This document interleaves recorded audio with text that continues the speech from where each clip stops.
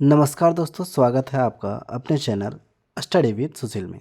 दोस्तों, आज हम मैथ का जो दूसरा चैप्टर है बहुपद, उससे संबंधित जितने एमसीक्यू बनते हैं उसे हम देखने वाले हैं, जो बोर्ड एग्ज़ाम 2024 के लिए अति महत्वपूर्ण है। तो वीडियो को ज़रूर देखिएगा, नहीं देखिएगा तो पछताना पड़ सकता है, क्योंकि ऑब्जेक्टिव प्रश्न इससे बाहर आपको देखने को नहीं मिलेगा।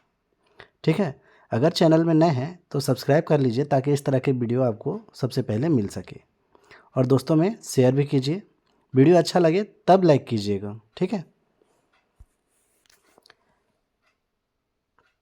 पहला प्रश्न है कि जो ग्राफ दिया गया है, पी एक्स का ग्राफ दिया गया है, जिसमें बहुपद पी एक्स है। देखिए, पी एक्स है, इसमें शून्यकों की संख्या कितना है।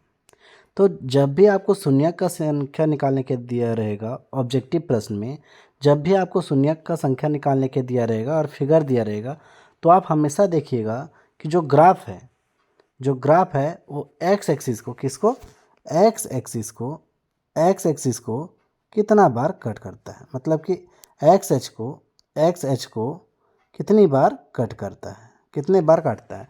तो जितना बार एक्स एच को काटेगा उतना ही आंसर होगा। देखिए, यहाँ पे एक बार काट रहा है, एक यहाँ पे, एक यहाँ पे, कितना बार काट रहा है टोटल। तो एक्स एच को कुल 1 2 3 बार काट रहा है, तो इसका सही आंसर क्या होगा, 3। मतलब क्या बोलेंगे कि इसमें शून्यकों की संख्या कितना होगा, 3 होगा। शून्यकों की संख्या 3 होगा, तो इसका C number option right answer होगा। ठीक है, अब आप इसमें बताइए कि इसमें शून्यकों की संख्या कितना होगा, बताइए। तो इसमें देखिए, जो ग्राफ है वह एक्स एच को एक बार काट रहा है। कितना बार काट रहा है, देखिए यहाँ पे केवल एक बार काट रहा है एक्स एच को। ठीक है, क्योंकि ये एक्स एच है और ये वाई एच है, ये एक्स है और ये वाई है। तो इस एच को जितना बार काटेगा, मतलब एक्स एच को ग्राफ जितनी बार काटेगी वही इसका आंसर होगा, शून्यकों की संख्या होगा। तो कितना बार काट रहा है, एक बार, तो इसका आंसर ए होगा। ठीक है, तो इस ग्राफ का शून्यकों की संख्या कितना होगा, 1 होगा। अब अगले प्रश्न की ओर बढ़ते हैं। इस ग्राफ में शून्यकों की संख्या कितना होगा। तो देखिए, ये एक्स एच है, एक्स एच को एक बार भी ग्राफ कट नहीं कर रहा है, एक बार भी नहीं काटा है, इसलिए इसमें शून्यकों की संख्या कितना होगा, 0 होगा। ठीक है, अब अगले प्रश्न की ओर बढ़ते हैं। इसमें बताइए कि शून्यकों की संख्या कितना होगा। तो इसमें देखिए, एक्स एच को 2 बार काट रहा है। कितना बार काट रहा है, 2 बार काट कर रहा है। एक्स एच को 2 बार काट रही है, इसलिए इसका आंसर कितना होगा, 2 होगा। ठीक है, ठीक है, अब अगले प्रश्न की ओर बढ़ते हैं। बताइए इसमें कितना आंसर होगा। तो एक्स एच को कितना बार काट रहा है, देखिए, 1 बार, 2 बार, 3 बार, 4 बार, कितना बार काट रहा है। तो एक्स एच को यहाँ पे 4 बार काट रहा है। कितना बार, 4 बार, तो इसका करेक्ट आंसर क्या होगा, 4 होगा। तो शून्यकों की संख्या कितनी हो जाएगी, 4। ठीक है, अगले प्रश्न की ओर बढ़ते हैं। तो अगला प्रश्न देखिए, तो इसमें क्या है, शून्यकों की संख्या पूछ रहा है। तो बताइए इसमें कितना है। तो यहाँ देखिए, केवल और केवल एक बार काट रहा है, यहाँ पे केवल और केवल एक बार काट रहा है, इसलिए इसमें शून्यकों की संख्या कितना होगा, 1 होगा। अगले प्रश्न की ओर बढ़ते हैं। तो मेरा अगला प्रश्न है कि जो ग्राफ दिया गया, देखिए ग्राफ दिया गया, इसमें पूछ रहा है शून्यकों की संख्या कितनी है। तो इसमें शून्यकों की संख्या कितनी है, एक बार यहाँ और एक बार यहाँ, कितना बार काट रहा है, 2 बार, तो शून्यकों की संख्या 2 होगा। अगले प्रश्न की ओर बढ़ते हैं। तो अगला प्रश्न मेरा है, एक ग्राफ दिया हुआ है, इसमें शून्यकों की संख्या कितनी होगी। तो 1 2 3 4, आप हमसे पहले भी बता सकते हैं। ठीक है, तो इसमें शून्यकों की संख्या कितनी होगी, 4 होगी, तो इसका ए नंबर ऑप्शन राइट आंसर होगा। अगला प्रश्न है कि ये ग्राफ दिया गया, देखिए, तो इस ग्राफ में शून्यकों की संख्या कितनी होगी। तो इसमें देखिए, एक्स एच को एक बार भी नहीं कर रहा है ग्राफ को, ये मेरा ग्राफ है और ये एक्स एच को एक बार भी कट नहीं कर रहा है, मतलब एच एक्सिस को एक बार भी कट नहीं कर रहा है, इसलिए इसका आंसर क्या होगा, 0। ठीक है, अगले प्रश्न की ओर बढ़ते हैं। तो अगला प्रश्न देखिए, अब यहाँ से आपको प्रश्न समझना पड़ेगा।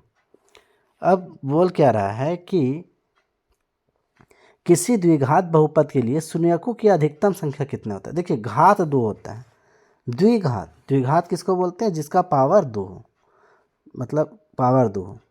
ए X square plus B X plus C बराबर 0, मतलब जो इस रूप में हो उसका बात किया जा रहा है। तो द्विघात मतलब घात 2, तो पावर अगर 2 हो, मैक्सिमम पावर 2 हो, तो उसमें शून्यकों की संख्या कितनी होगी? 2 होगी। मतलब कि जितना इसमें शून्यकों की संख्या उतना ही होगा जितना उसका पावर होगा। मतलब कि चर के ऊपर जितना पावर होता है, मतलब x के ऊपर मैक्सिमम पावर जो होता है, जैसे 2 होता है द्विघात में, तो इसमें शून्यकों की संख्या कितनी होगी? 2 होगी। अधिक से अधिक 2 हो सकता है। ठीक है, तो इसका C number option right answer होगा। अगले प्रश्न की ओर बढ़ते हैं। तो अगला प्रश्न बोल रहा है यदि अल्फा और बीटा द्विघात समीकरण, इसका देखिए द्विघात समीकरण दिया हुआ है, द्विघात समीकरण दिया हुआ है। अब इस द्विघात समीकरण के 2 शून्यक दे दिएंगे, अल्फा और बीटा। तो अल्फा प्लस बीटा क्या होता है? तो हम जानते हैं अल्फा प्लस बीटा क्या होता है। तो एक्स का कोफिशिएंट माइनस में बटा ए, एक्स का कोफिशिएंट माइनस में बटा ए, मतलब माइनस बी बाई ए होता है अल्फा प्लस बीटा। और अल्फा इंटू बीटा बोला जाए तो क्या होता था? तो अल्फा इंटू बीटा होता था सी बाय ए। क्या होता था? सी बाय ए। इसको भी आप याद रखिएगा। अगला क्वेश्चन में देखते हैं। तो अगला क्वेश्चन में बोल रहा है, क्वेश्चन 12 में क्या बोल रहा है कि A X square plus B X के 2 शून्यक अल्फा इंटू बीटा क्या होगा? तो ये बताया कि 2 शून्यकों का गुणनफल कितना होता है? तो जो सी होता है अचर पद, अचर पद बटा एक्स स्क्वायर का कोफिशिएंट, मतलब सी बाय ए। क्या होगा? सी बाय ए। तो अल्फा इंटू बीटा होगा सी बाय ए, और अल्फा प्लस बीटा क्या होता था? माइनस बी बाय ए। ठीक है, ये कॉन्सेप्ट आपको याद रखना है, इससे प्रश्न भी बनते हैं। ठीक है, अगले प्रश्न की ओर बढ़ते हैं। तो अगले प्रश्न में क्या है, जरा गौर से देखिएगा कि अगला प्रश्न में बोल रहा है कि यदि बहुपद एक्स स्क्वायर माइनस 9x, देखिए बहुपद यहाँ दिया हुआ है, X square minus 9x plus A के शून्यक का गुणनफल दिया गया है 8। गुणनफल कितना है? 8 है। तब इसके शून्यक क्या है? मतलब गुणनफल दे दिया है 8 है, तो शून्यक बताइए क्या होगा? तो देखिए अगर चेक आप करना चाहें तो अल्फ़ा और शून्यकों का गुणनफल दे दिया, मतलब अल्फ़ा बीटा दे दिया है 8। ठीक है, तो आप गुना करके देखिए, अगर गुना करने पे आपको जहाँ 8 मिल जाए वही मेरा आंसर होगा। तो देखिए 1 गुना 8 करेंगे तो यहाँ 8 मिल सकता है, चलिए एक ये हो सकता है। 8 गुने माइनस 1 करेंगे तो माइनस 8 मिलेगा, ये तो नहीं होगा। 1 गुना माइनस 8 करेंगे तो ये कितना हो जाएगा? माइनस 8 होगा, ये भी नहीं होगा। लेकिन माइनस 8 गुना माइनस 1 करें तो कितना हो सकता है? बोलिए कितना होगा? 8 हो सकता है। मतलब 2 ऑप्शन बच रहा है। अब 2 ऑप्शन को मुझे और एलिमिनेट करना है, तो कैसे करेंगे बताइए? तो यहाँ पे देखिए -9 दिया है, मतलब कि अल्फ़ा प्लस बीटा कितना दिया हुआ है? -9 बटा 1 होता है, मतलब माइनस माइनस प्लस हो जाता है, मतलब कितना होना चाहिए? 9 होना चाहिए। कितना होना चाहिए? अल्फ़ा प्लस बीटा का वैल्यू 9 होना चाहिए। तो बताइए दोनों जोड़ के 9 किस में आएगा? तो 8 और 1 जोड़ेंगे तो कितना आएगा? 9 आएगा। तो ये राइट होगा।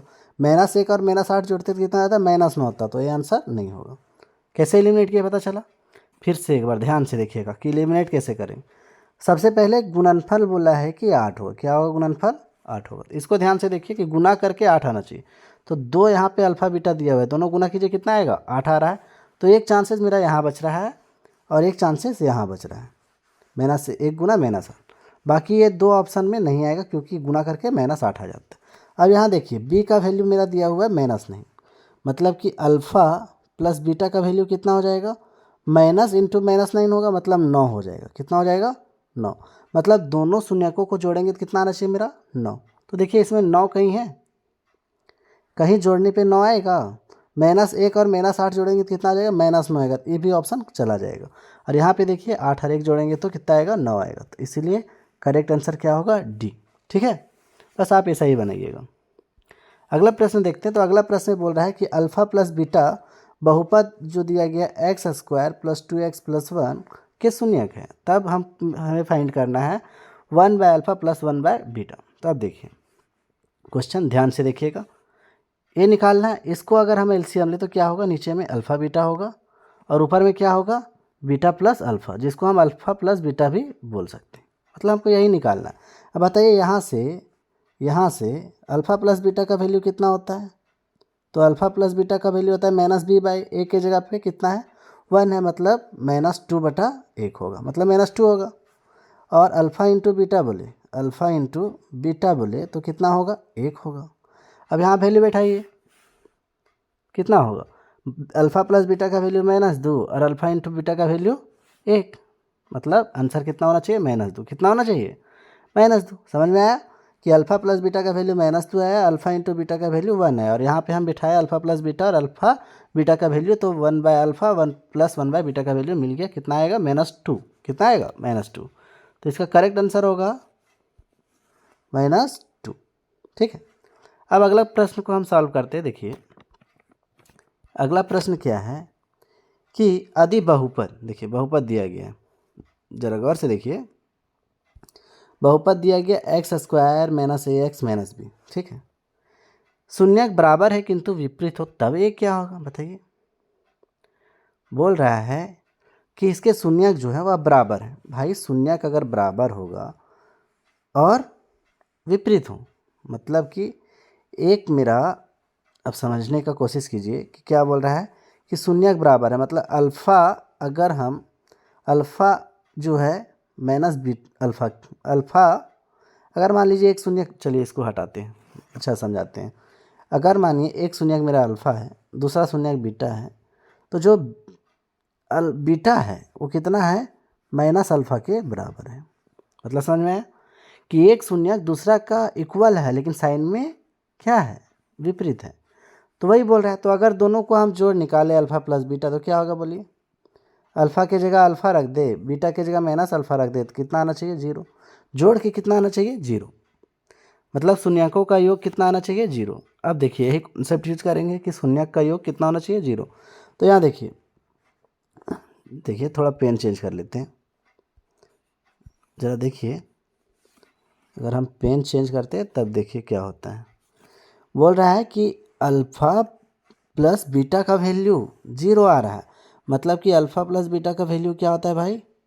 तो अल्फ़ा प्लस बीटा का वैल्यू होता है, बताइए, a माइनस ए होगा बटा 1 होगा, मतलब -1 होगा।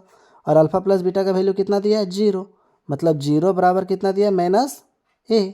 यहाँ से इम्प्लाइज क्या होगा कि a बराबर मेरा क्या आएगा, 0। क्या आएगा, 0 आ जाएगा। बस आंसर क्या, डी नंबर राइट आंसर हो जाएगा। ठीक है, समझ में आ गया होगा, उम्मीद करते हैं कि समझ में आ गया होगा। अगले प्रश्न की ओर बढ़ेंगे। तो अगला प्रश्न है कि t², चलिए पेन पहले चेंज करते हैं, रेड। t² क्या है कि t² -15 का शून्यक। तो देखिए शून्यक निकालने के लिए हमको इक्वल टू क्या करना पड़ता है, 0। ठीक है, क्या करना पड़ता है, इक्वल टू, क्या हो जाता है यार, क्या करना पड़ेगा, तो t² -15 बराबर हमें 0 लिखना पड़ेगा। क्या लिखना पड़ेगा, 0। मतलब कि t-√15 को क्या लिख सकते हैं, √15। तो t -√15, t² -√15 का स्क्वायर बराबर 0 लिखना पड़ेगा। और ये माइनस बी और a प्लस बी का फार्मूला में टूट जाएगा ये। तो t माइनस क्या होगा, √15 इंटू टी प्लस √15। ठीक है, इतना इक्वल टू 0। तो यहाँ से अगर करेंगे तो क्या आएगा, t बराबर √15 आएगा, और यहाँ से क्या आएगा, t बराबर -√15 आएगा। तो आंसर क्या होगा, √15 और -√15। कौन सा आंसर होगा, आंसर बी राइट होगा। ठीक है, अब समझ गए होंगे। ठीक है, अगले प्रश्न को देखते हैं। तो अगला प्रश्न में क्या बोल रहा है कि x² - 2x - 8 के शून्यक क्या है। अब शून्यक हमको निकालने बोल दिया है, यहाँ बताइए कैसे निकालिएगा। तो दो मेथड से यूज़ कर सकते हैं, अल्फ़ा प्लस बीटा और अल्फ़ा इंटू बीटा का भी यूज़ कर सकते हैं, पर यहाँ हम सॉल्व करते हैं। ठीक है, तो क्या दिया गया, x² - 2x - 8 बराबर 0। तो सॉल्व कैसे करेंगे, देखिए गुना करके हमें 8 लाना है और जोड़ घटा के -2 लाना है। कितना में तोड़िएगा बोलिए। तो x² - 4x + 2x इसको लिख सकते हैं, -8 बराबर 0 होगा। तो x² - 4x और प्लस 2x, तो 4 में से तो -2 बचेगा। यहाँ से अगर x कॉमन लेते तो यहाँ बचेगा x - 4।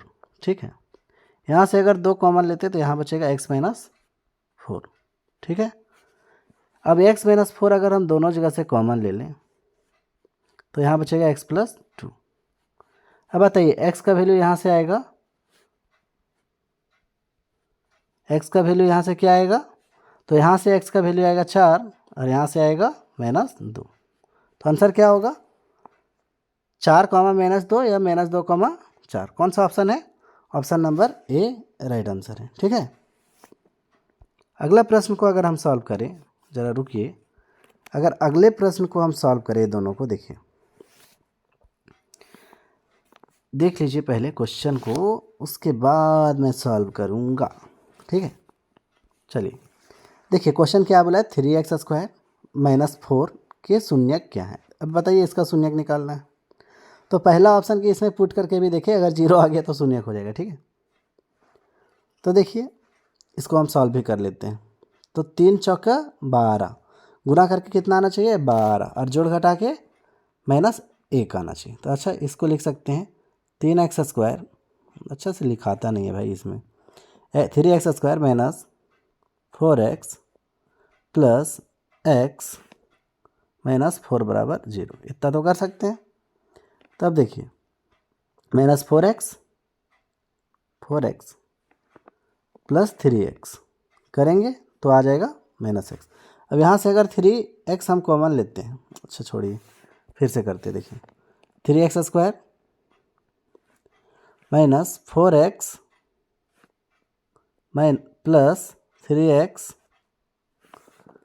-4 बराबर 0। अब यहाँ से देखिए क्या आ रहा है कि 3x² है, यहाँ से x कॉमन लिए तो क्या आएगा 3x कॉम यहाँ आएगा, और यहाँ से -4 कॉमन आएगा। यहाँ से भी देखिए +1 अगर कॉमन लेते हैं तो 3x -4 कॉमन आएगा। अब दोनों जगह से 3x -4 कॉमन आ जाएगा, ठीक है। और यहाँ बचेगा x, और यहाँ से 1 आएगा बराबर 0। अब देखिए यहाँ से x का वैल्यू क्या आएगा 4/3 आएगा, और यहाँ से -1 आएगा। कौन सा आंसर है कि -1, x का वैल्यू -1 और y मतलब कि एक वैल्यू -1 और एक 4/3, एक -1 और एक 4/3, कौन सा आंसर होगा बी नंबर, ठीक है। उम्मीद करते हैं समझ गए होंगे आप। अगला प्रश्न है x² -3 का शून्य। देखिए कैसे निकालिएगा, तो x² -3 बराबर 0 करेंगे, तो x² -√3 का स्क्वायर होगा बराबर 0, और क्या होगा x -√3 इंटू x प्लस √3 बराबर 0। मतलब यहाँ से x का वैल्यू √3 आएगा, और यहाँ से -√3 आएगा। तो कौन सा आंसर होगा √3 और -√3, option number C right answer होगा। कौन सा, सी राइट आंसर होगा। तो सी नंबर मेरा राइट आंसर हो जाएगा, ठीक है। अगले प्रश्न की ओर बढ़ेंगे। द्विघात बहुपद देखिए x² -5x प्लस 6 का शून्य, तो कैसे निकालिएगा बताइए। ऑप्शन से भी आप चेक कर सकते हैं कि देखिए नहीं हो तो एक तरीका हम दिखाते हैं कि अल्फा प्लस बीटा का वैल्यू कितना होना चाहिए -5, नहीं 5 होना चाहिए। तो जोड़ के देखिए 5 किस में आ रहा है 2 3 5, ऑप्शन सी आ रहा है।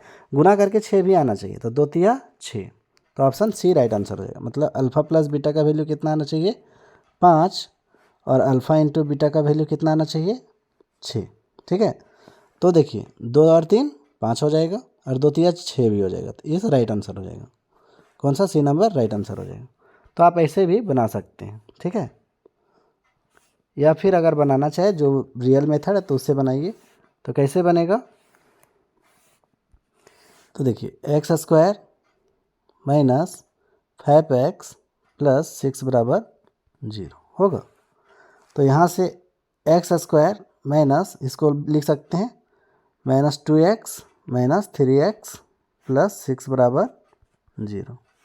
यहाँ से x कॉमन लिए तो x -2 बचेगा, और यहाँ से -3 कॉमन लिए तो यहाँ x -2 बचेगा, ठीक है, बराबर 0।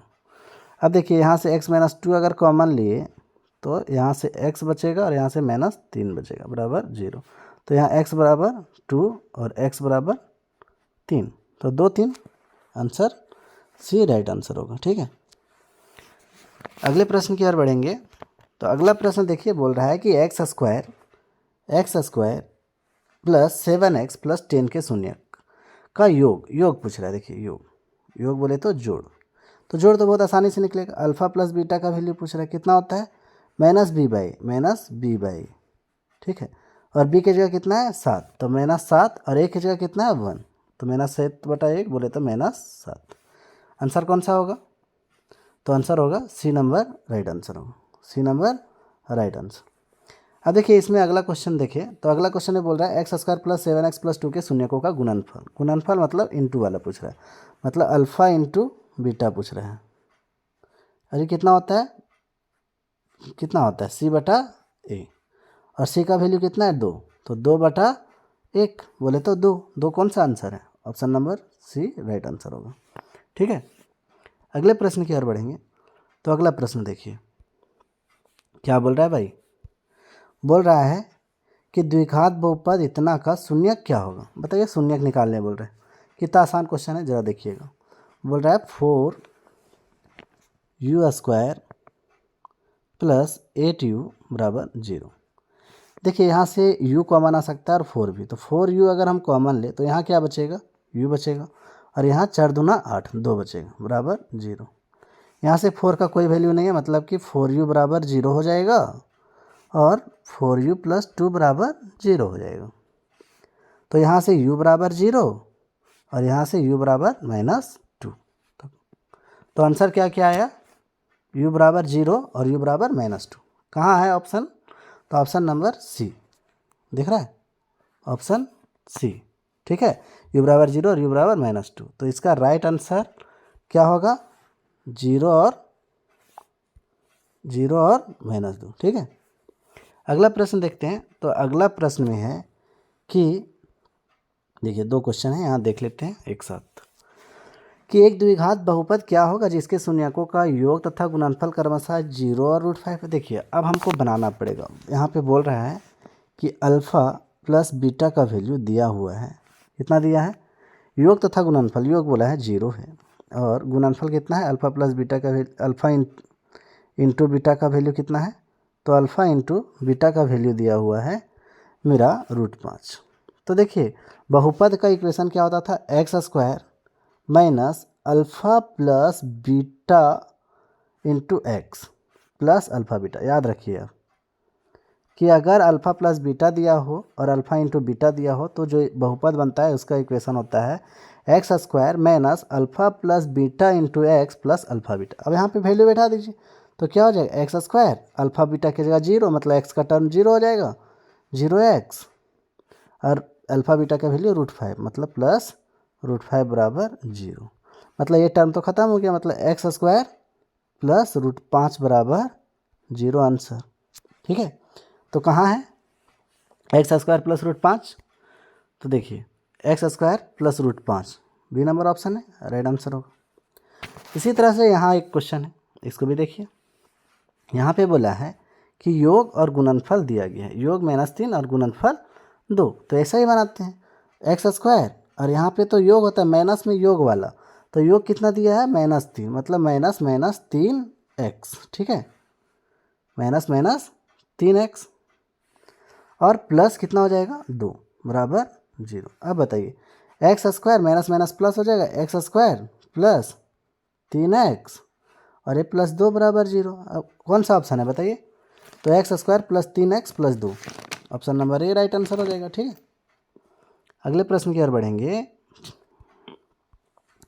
कि एक द्विघात बहुपद दिया गया, इसमें पेन चेंज कर लूँगा। इसमें एक देखिए द्विघात बहुपद दिया गया है का गुणनफल, देखिए योग दिया हुआ है 1 और गुणनफल दिया हुआ है 1। ठीक है, अब देखिए इसको कैसे बनाइएगा, तो होगा x² - alpha + beta into x plus alpha beta = 0। यही होता है भाई इक्वेशन। तो x² हो जाएगा -अल्फ़ा + बीटा, तो -1x, अच्छा लिखा नहीं रहा है भाई, +1 = 0। लिखने में असुविधा होती है क्योंकि मेरे पास पेन नहीं है। ठीक है, हाथ से ही लिखना पड़ता है, जिसके कारण अच्छे से नहीं चल पाती, तो इसको आप इग्नोर करके चलिएगा।